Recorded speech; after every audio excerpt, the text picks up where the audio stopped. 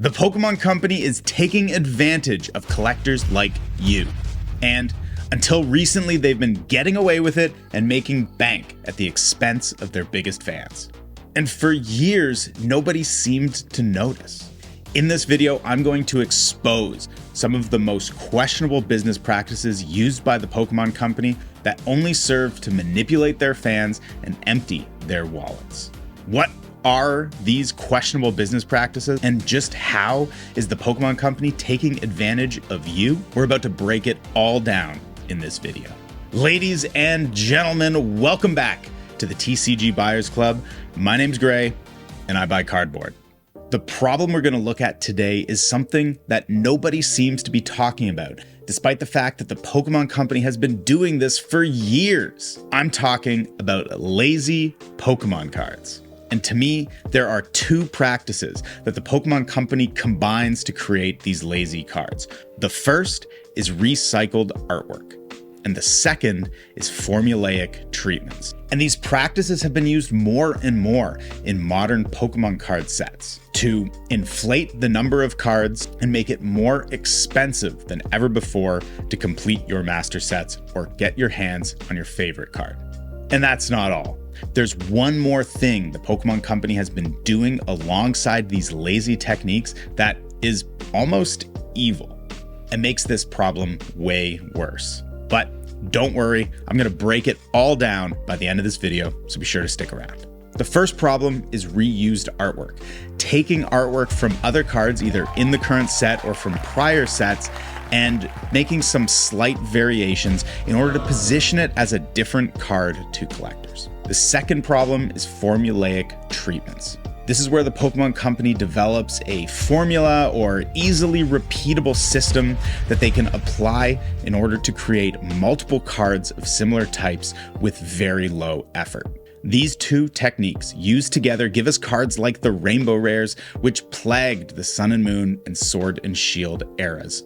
And yes, I know some collectors actually like these cards, and this is purely subjective, but this is my opinion, and I think contributes to the reason why many collectors have grown to despise these types of cards. Now, at first, Rainbow Rares were kind of a home run for Pokemon, at least Pokemon the business. See, one of the main joys of collecting Pokemon cards is the experience of chasing the super rare and valuable cards within a set. But the Pokemon Company had a problem. By the end of 2016, more people than ever before were opening packs and collecting cards. And the sheer volume of packs being opened was leading to more and more secret rare cards being found, and ultimately just flooding the market with the same secret rare cards, diluting their value and hurting that experience of the chase that so many collectors are after. The solution was to create more secret rare cards,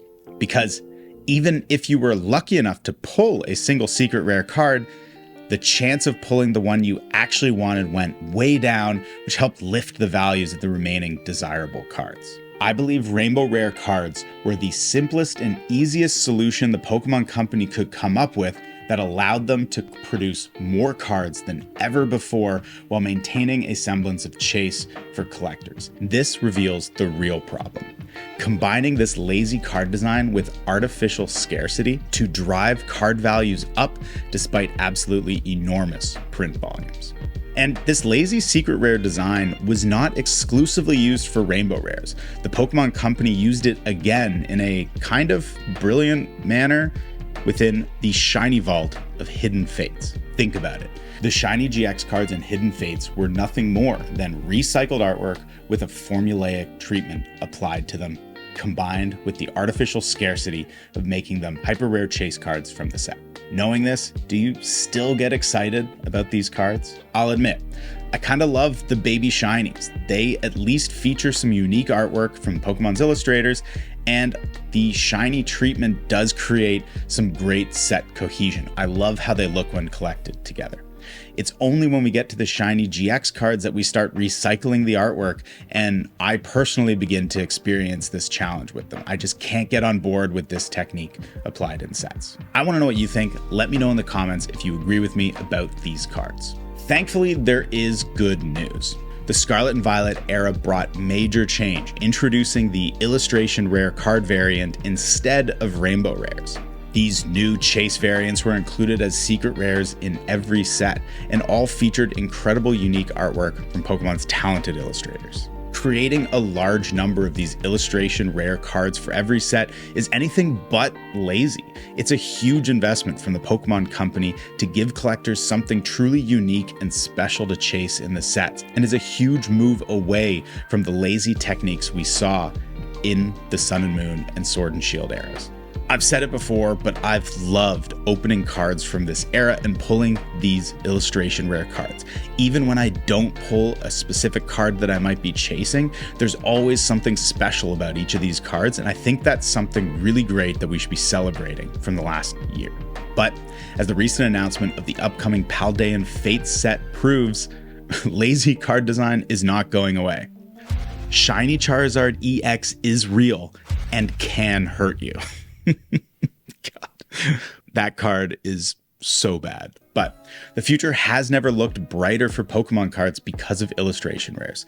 And if the rumors are to be believed, even Paldean Fates might feature some illustration rare shiny Pokemon cards that are true to be a delight for collectors. So let me know what you think. Are lazy Pokemon cards really this big of a problem?